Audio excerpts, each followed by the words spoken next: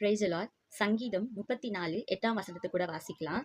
கர்த்தர் நல்லவர் என்பதை ருசித்து பாருங்கள், அவர் மேல் நம்பிக்கையாய் இருக்கிற மனுஷன் பாக்கியவன். ஒரு பழத்தை சாப்பிட்டு பார்க்கும்போது தான் தெரியும் அதோட சுவை.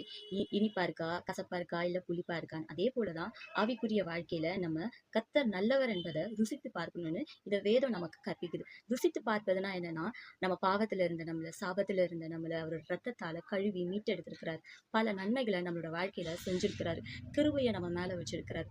வழி தெரியாத போது நமக்கு பாதையை காட்டியிருக்கிறார். அந்த நல்ல தேவனை நம்ம என்ன பண்ணணும்? உணர்வுள்ளவர்களா, ருசித்து பார்க்கிறவர்களா இருக்கணும். அப்படி ருசித்து பார்க்கும் பொழுது கீழ்ப்பகுதியில சொல்லப்பட்டிருக்கு, அவர் மேல் நம்பிக்கையா இருக்கிற மனுஷன் யாரு?